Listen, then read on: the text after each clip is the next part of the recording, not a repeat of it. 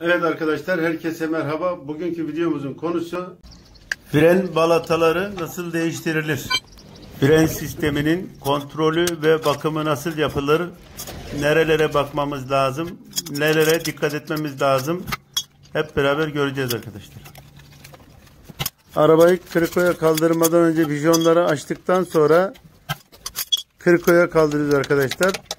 Stepney'i de tedbir maksatlı arabanın orta kısmına koyuyoruz. Herhangi bir kayma ya da düşmeye karşı arabanın yere oturmaması için steplememizi ya da farklı başka takoz varsa onu tedbir maksatlı koyalım arkadaşlar.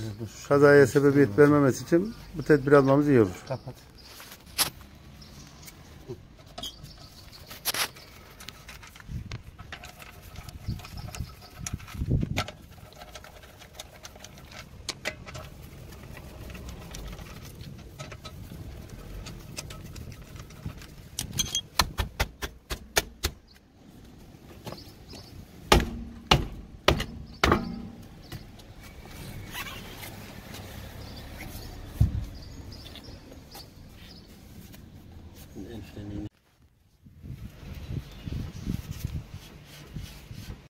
Öncelikle kaliper bağlantı civatalarını söküp balataları ortaya çıkartmamız gerekiyor arkadaşlar. Bu civatayı sökerken dikkat etmemiz gereken husus, civatanın bağlı olduğu yuva piston başlığıdır arkadaşlar. 15 anahtarla tutuyor. Eğer açılmazsa oradan 15 anahtarla tutup o şekilde sökmemiz gerekiyor arkadaşlar.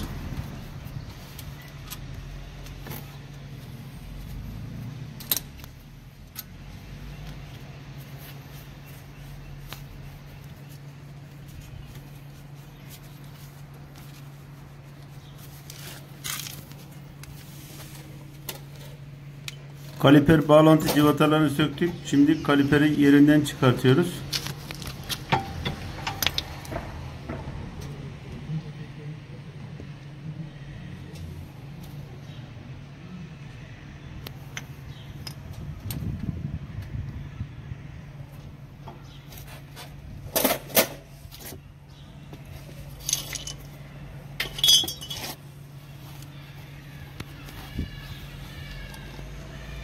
Balataları balata yuvasından çıkartıyoruz. Eğer balatalarımız yıprandıysa yedek balatayla değiştireceğiz. Yıpranmadıysa bakımını yapıp tekrar yerine takacağız. Fren sıkma silindiri. Fren sıkma silindirinin yağ kaçırmaması lazım. Sağlam olması lazım arkadaşlar. Eğer yağ kaçırıyorsa silindir tamir setiyle keçelerini değiştirmek gerekiyor. Bu gördüğünüzde balataların eksenli çalışması için, açılıp kapanması için yön veren ve ekseninde çalışmasını sağlayan pistonlar arkadaşlar. Bunların çok sağlam çalışması gerekiyor. Bunlar rahat çalışmazsa fren bırakmaz. Takılı kalmaması gerekiyor. Eğer bunlar takılı kalırsa frenimiz sürekli kapalı pozisyonda kalır. Açmaz. Bu da diskimizin ve jantımızın ısınmasına sebebiyet verir. Gördüğünüz gibi bu şekilde yağlı ve temiz olması lazım. Bu körüklerin yırtık olmaması gerekiyor. Körükler yırtık olursa eğer piston başlığına toz, su girince paslanır. Paslanınca da biliyorsunuz çalışmayacağı için frenlerde problem çıkar. Bastığınız zaman bırakmaz. Sürekli kapalı kalır. Silindir boşta kalır. Bu sebepten dolayı çok önemli arkadaşlar bunlar. Balatalara bakıyoruz, balatalarda sıkıntı yok. Balataların yeri değişmişti zaten. Balatalara bak, çentik atacağız.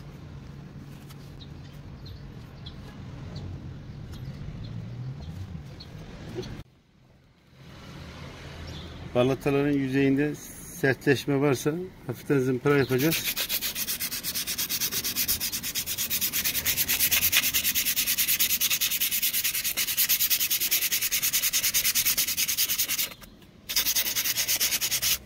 Takiben E ile çentik atacağız. Hafif 0,5 milim falan. Bu sertleşme de ses yapmasına sebebiyet verebilir. Balata değişimlerini elimizden geldiği kadarıyla orijinaliyle değiştirmeye çalışalım. Orijinalini bulamazsak yan sanayi ürünlerle değiştirelim arkadaşlar. Aksi takdirde ses yapabilir, tutmasını geciktirebilir. Yan sanayi ürünleri biliyorsunuz orijinalini tutmuyor. Bu şekilde attığımız çentikler balataların ses yapmasını engeller. Frenin daha kolay ve daha güzel tutmasını sağlar arkadaşlar.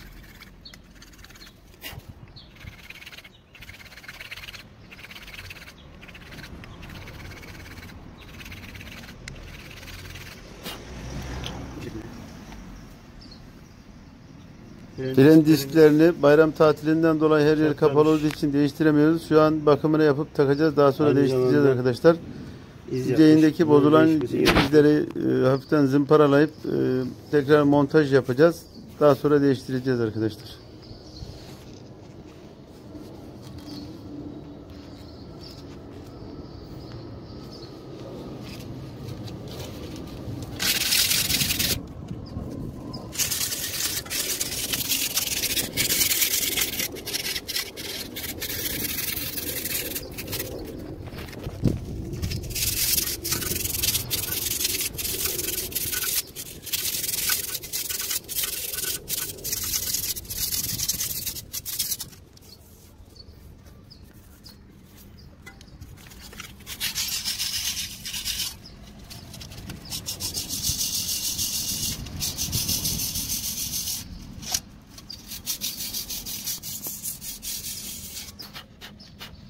Balatalarımızı şimdi yerine takıyoruz.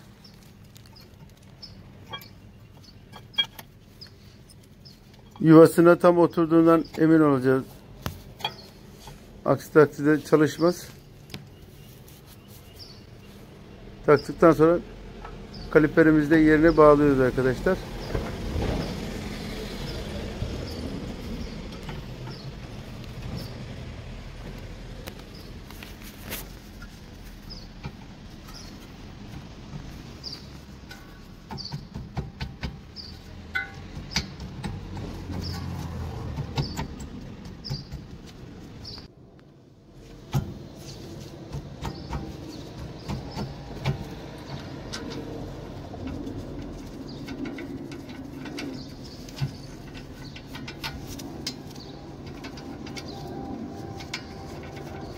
Civataları elle tutturup boşluğunu aldıktan sonra anahtarla sıkıca sabitlememiz gerekiyor arkadaşlar.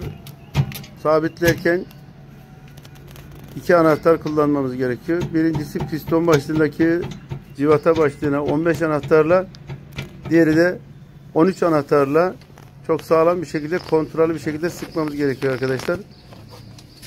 Şimdi görmüş olduğunuz gibi 13 ve 15 anahtarlarla dengeli bir şekilde sıkıp sağlam bir şekilde kontrollememiz gerekiyor arkadaşlar. Aksi takdirde açılma yapar.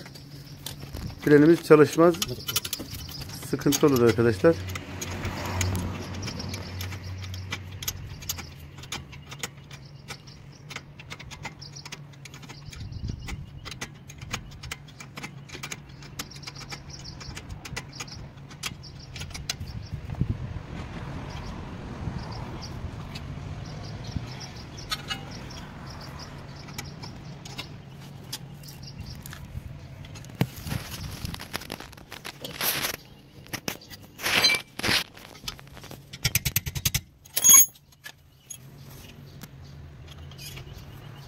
Civatanın sağlam bir şekilde sıkıldığından emin olup her ikisini de kontrol ettikten sonra balata değişimimiz bitmiş oluyor arkadaşlar.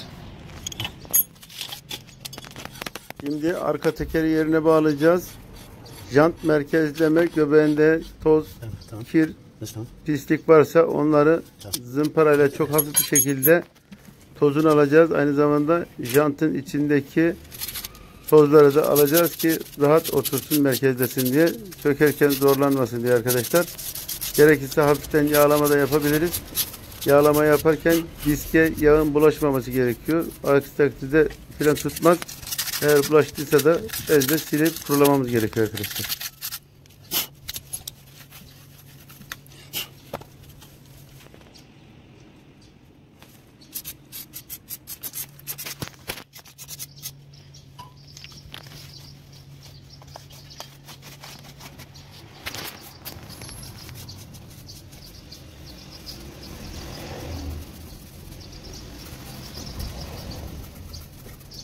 Yağ frenleri tutmaz. Onun için öyle yapacağız.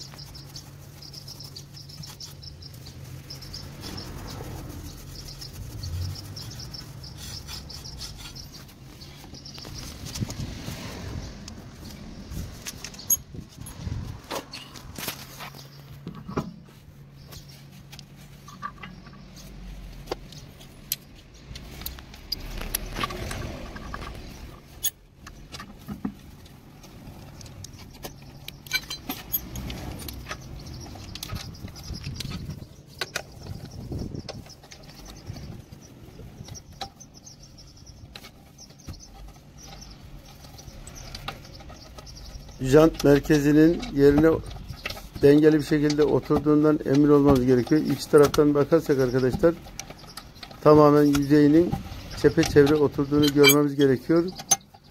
Eğer çapraz tutturursak balanslı olur. Onun için civataları karşılıklı ve dengeli sıkmamız gerekiyor arkadaşlar. Lastik montajı bitti bu şekilde arkadaşlar.